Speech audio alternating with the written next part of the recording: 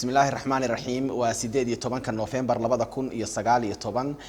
shirka golaha wasiirada ee dawladda Puntland ee toddobaadlaha ayaa qabsoomay waxa shir gudoomiyay madaxweynaha dawladda Puntland mudane Siciid Cabdullaahi Deni iyadoo uu goobjoog ahaa madaxweyne ku xigeenka dawladda mudane Axmed Cilmi Cismaan Karaash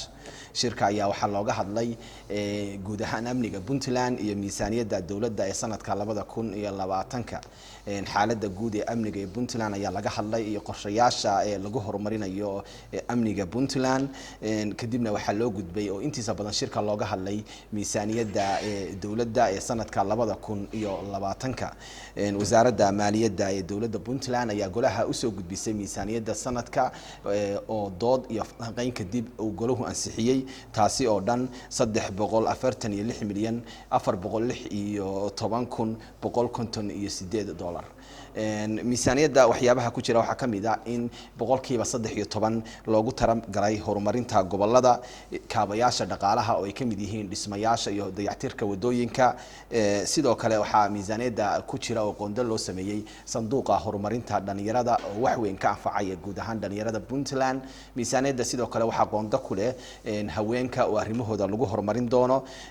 miisaaniyadda waxa ay qondo loogu siyaadiyay sanadka dimuqraadiyeynta Puntland iyo hirgelinteeda nidaamka xisbiyada badan inagoo ogsoon in dawladdan ay tahay tii ugu horeysay oo muddo 7 bilood ah ku magacawda gudida doorashooyinka Puntland oo iyadana toddobaadkan ansixiyeen golaha wakiilada ee dawladda Puntland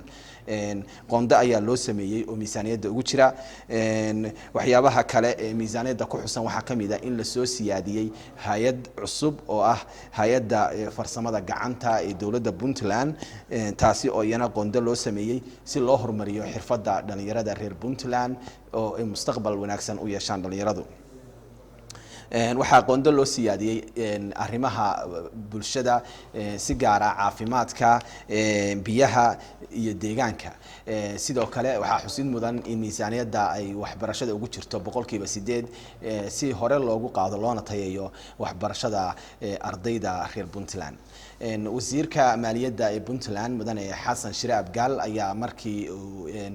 ansixintu dhacday oo golaha wasiiradu ansixiyeen miisaaniyadda wasaaraddu ay soo gudbisay waxa uu ka mahadceliyay ansixinta isagoo sidoo kale rajeeyay in miisaaniyadda maanta ay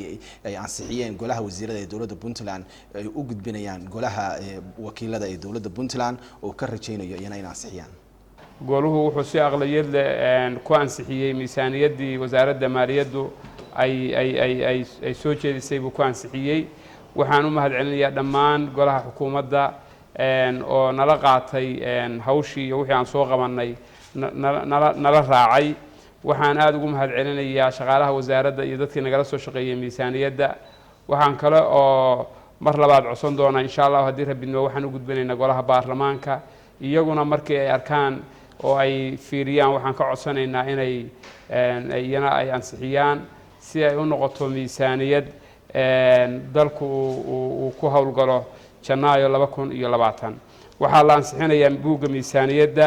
buugga siyaasadda miisaaniyadda iyo buugga xeerka qoondada miisaaniyadda oo ilaalinaya miisaaniyadda saddexda buug weeye saddexdaas golaha xukuumaddu ansixiyeen baarlamaankana waxaa la geenayaa xeerka iyo miisaaniyadda siyaasadda golaha xukuumadda kale ayuu ku kooban tahay wassalaamu calaykum waraxmatullaahi tacaala wabarakaatuh